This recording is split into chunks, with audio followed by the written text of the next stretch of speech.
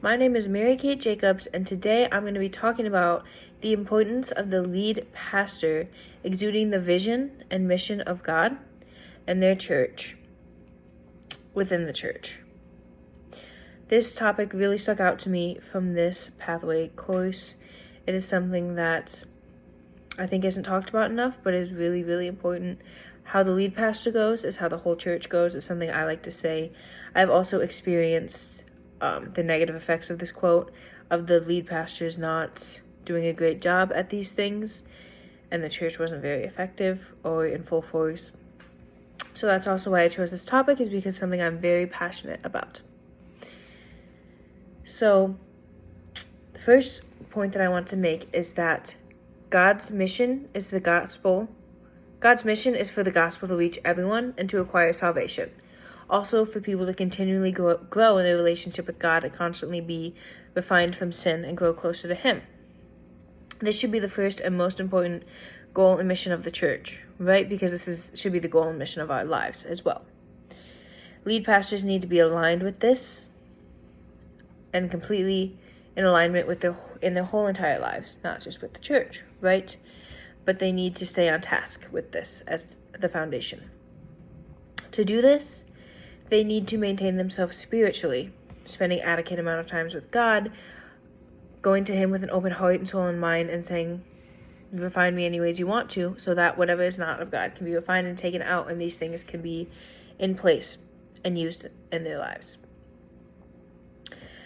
Maintaining yourself spiritually will also give you full energy and ability to do what He's asked you to do by empowerment of the Holy Spirit in His life. So it gives us the energy and fulfillment that He can use to help us exude these things in the church as the lead pastors. My next point is about the vision of the church. Vision of each church is different. This is because different towns, different people in that town, different cultures of the church, different states are all different, so every church needs a different vision. It all points back to the mission and has the same mission,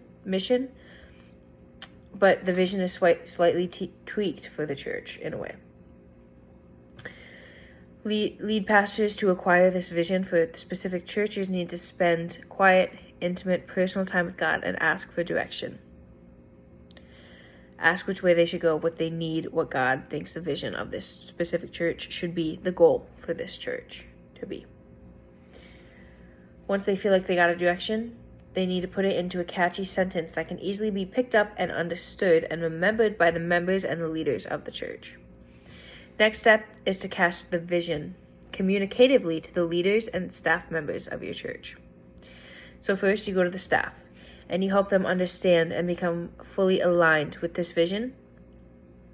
Help them to fully remember it and know what it means and fully communicate what God told them and what their goal is. They will become aligned with this, and they can then exude this vision to the volunteers that they are leading in their departments. And now when the volunteers are aligned with this vision, the volunteers then exude this vision and play it out and achieve these goals within the community and the members of the church that come in through services. And not just services, also throughout the week when people walk in the church, or even when people talk about the church throughout the week, they can see this vision being played out through the people that go to the church, because the lead pastor had vision, the staff members played out the vision, the leaders played out this vision, and now all the members of the community are seeing the visions of this church.